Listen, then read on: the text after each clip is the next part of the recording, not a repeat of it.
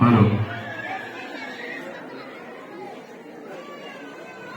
सम्मानित मंच तथा मंच पर विराजमान हमारे लोक साहब, प्रधानाचार्य मैडम एवं हमारे सभी सामाजिक कार्यकर्ता तथा गांव से पधारे हुए सभी नागरिक, जहां तक मैं देख पा रहा हूं कि तुम लोग काफी धूप में बैठे हुए परेशान हो चुके हो, लेकिन मैं आपसे खाली 10 मिनट सुनूंगा और 10 मिनट के अंदर मन सुनाऊंगा, मिशन सुनाऊंगा और बलिदान सुनाऊंगा। कुछ रोमांच लाने की पूरी कोशिश करूंगा। साथियों, मैं मेरा व्यक्तित्व चालू करने से पहले एक बार उस महान शख्स को याद करना चाहता हूं जिसकी वजह से हमें फंडामेंटल राइट्स मिले हुए तथा हमारे देश को ब्रिटिश शासन से आजाद करवाया था। उस शख्स को मैं सादर नमन करता हूं जो झारखंड की धरती से बिलोंग करते हैं, मरान कौम के जयपाल सिंह मुंडा, जिनका संविधान के अंदर बहुत बड़ा योगदान रहा है। साथियों, कॉन्स्टिट्यूशन के बारे में तो हम सब जानते हैं, लेकिन हमें ये नहीं पता है कि कॉन्स्टिट्यूशन का उपयोग कहाँ करना है। मैं जहां तक सुन पाता हूं कि हमारे गांव के लोग सब रिजर्वेशन की बात करते हैं, लेकिन तुम्हें ये नहीं पता था कि रिजर्वेशन होता क्या है। एजुकेशन की बात सब करते हैं, लेकिन आज तक किसी ने एजुकेशन को समझाया नहीं, एजुकेशन होता क्या है। तो जहां तक मेरा मानना है कि जब तक हम पहल नहीं करेंगे तब तक कुछ नहीं होना है। यदि गांव के अंदर भी डेवलपमेंट करना है तो हमें सबसे पहले एजुकेशन को उच्चतम स्तर पर रखना होगा। यदि एजुकेशन को ही महत्व नहीं रखा तो फिर हमारा डेवलपमेंट होना असंभव है। समय के हिसाब से, समय को देखते हुए आज की दुनिया मल्टीमीडिया हो गई है, सोशल मीडिया हो गई है, उसके हिसाब से हमें ढलना होगा तथा हमें हर उस कार्य को करने के लिए आगे प्रोग्रेस होना पड़ेगा जिसमें दुनिया आज आगे जा रही है। अभी हमारे डॉक्टर साहब ने बहुत सारी बातें बताई तथा हमारे लक्ष्मण जी बता रहे थे बहुत सारी स्कूलें बंद हो गई। इसका रीजन यही है कि हम गांव वाले क्या है कि स्कूल पर ध्यान नहीं देते हैं और सरकार का मुद्दा है वो प्राइवेटाइजेशन करने के लिए तैयार है। यदि स्कूल में भी प्राइवेटाइजेशन हो गया तो मैं आपको दावे के साथ भी कहता हूं हम जो ट्राइबल्स एरिया से बिलोंग करते हैं वो लोग हमारे बच्चों को पढ़ा नहीं पाएंगे, क्योंकि जब प्राइवेटाइजेशन हो जाएगा तो स्कूल की फीस भी बढ़ जाएगी, हर चीज के अंदर बढ़ोतरी हो जाएगी और हमारा जो गरीब पॉवर्टी कंडीशन से जो बच्चा बिलोंग करता है वो बच्चा पढ़ नहीं पाता है। तो ऐसी स्थिति में हमको पहल करनी चाहिए, समय समय पर स्कूल में आना चाहिए और स्कूल की हर किसी चीज को समझना चाहिए। मैंने भी अपना योगदान दिया था, शायद मेरे इंटर्नशिप के अंदर में आया था और मैंने 6 मंथ कुछ करवाया था।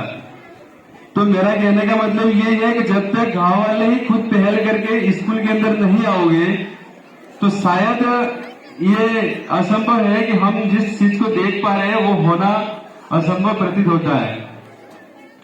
और रही बात रिपब्लिक डे की, गणतंत्र दिवस की, तो मैं गणतंत्र दिवस पर यही कहना चाहता हूं कि जो स्ट्रगल्स चले, जो हमारे देश के अंदर आजादी को लेकर के जो संघर्ष चले, इसमें हमें जो 1947 को आजादी मिली थी और उसके बाद में जो 1950 को हमारा संविधान बन करके तैयार हो गया और लागू हुआ, इसके पीछे संविधान के संघर्ष की कहानी उस 30 मार्च से भी गुजरी है जिस दिन सुखदेव, राजगुरु और भगत सिंह को फांसी पर झुलाया गया था। इस रिपब्लिक डे की कहानी उस 27 फरवरी से भी गुजरती है जिस दिन अल्बर्ट पार्क के अंदर चंद्रशेखर आजाद ने अंतिम गोली अपने सर पे खाई थी। इस 26 जनवरी की कहानी उस 30 अक्टूबर से भी गुजरती है जिस दिन जस्टिस अंग्रेज की लाइटर ने लाला लाजपत राय को मिट्टी के अंदर मिला दिया था। तो हमें कुछ प्राउड फील भी होना चाहिए कि हमने कितने संघर्ष किए, तब जाके हमारी ये खुशियां दिखी है।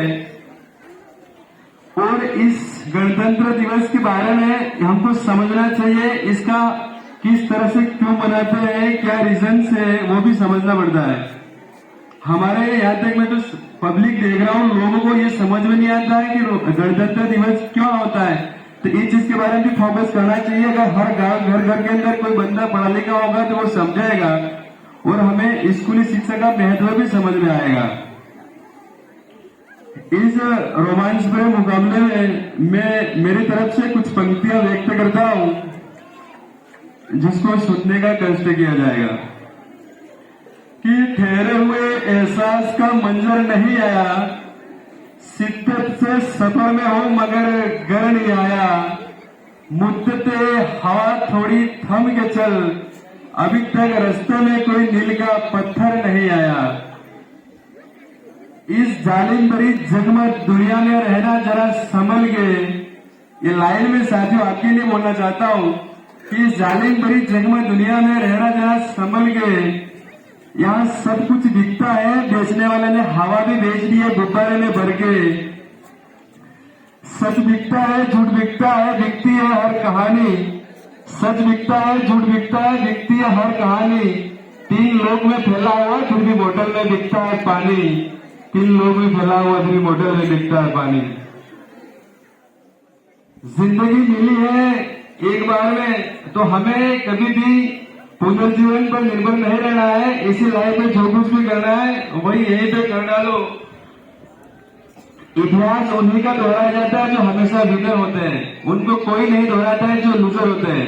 तो मेरा तो यही कहना है, आप एजुकेशन को प्राप्त कर रहे हो तो एजुकेशन को अपनी जिंदगी समझकर प्राप्त करना।